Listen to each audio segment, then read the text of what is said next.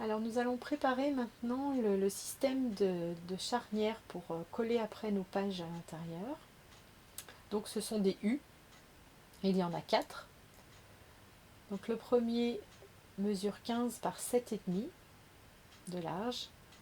Le deuxième 1 cm de moins, donc 15 par 6,5, 15 par 5,5 et 15 par 4,5. Sur chacune, on va replier les bords. Donc on va replier sur 1,5 cm de chaque côté. Donc je fais des marques, puisqu'après je vais me servir d'une planche de rainurage. Donc en fait je mets 1,5 sur chacun des côtés, sur toutes les bandes. Ce qui fait que le milieu petit à petit sera plus étroit, puisque les bandes sont de moins en moins larges. Donc voilà, je vous montre voilà, l'outil de la planche de rainurage. Ça permet effectivement d'aller plus vite et puis d'avoir des traits bien parallèles.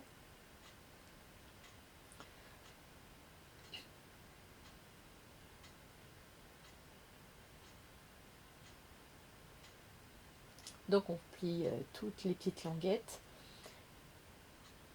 Et puis ensuite, on va les coller les unes sur les autres en vérifiant de garder un espacement, de bien centrer en fait. Temps de coller nos pages sur les charnières. Donc pour ça, il faut déjà les mettre dans l'ordre que l'on veut. Et puis, je vais vous montrer comment moi je m'organise pour que ça soit d'aplomb.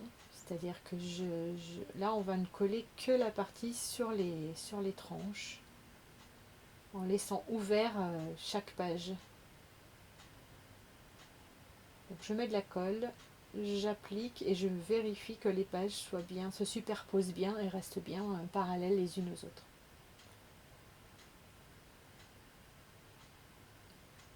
Voilà, donc on se met contre le pli de la charnière, mais même un tout petit peu en deçà pour que ça s'ouvre facilement.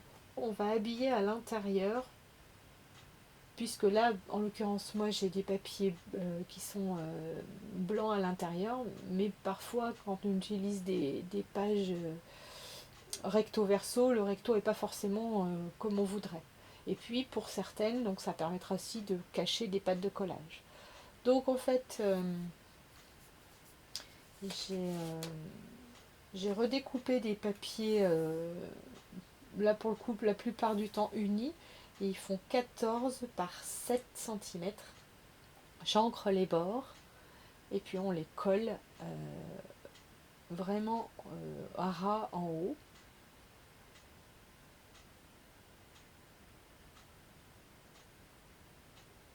C'est important qu'il soit bien collé de manière à ce qu'après, voilà, ce que je vous montre là, c'est que le mat glisse bien à l'intérieur, qu'il n'y ait pas de butée.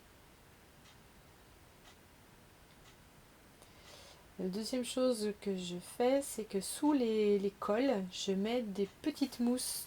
Donc elles font à peu près 1 mm d'épaisseur pour mettre un tout petit peu de dimension. C'est pas obligatoire, mais moi j'aimais bien rajouter un petit peu de volume. Donc voilà, sous chaque col, je mets deux petits carrés de mousse 3D.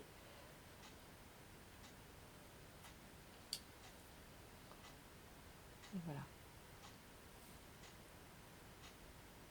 Donc ensuite, on peut fermer les pages de fond.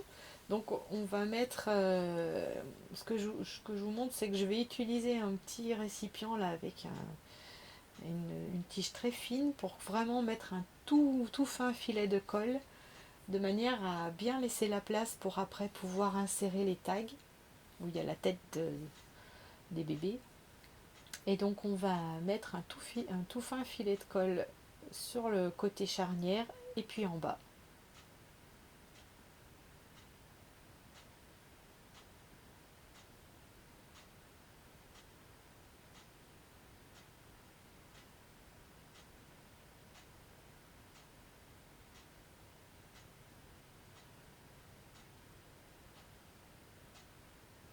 Et puis donc on fait ça pour toutes les pages.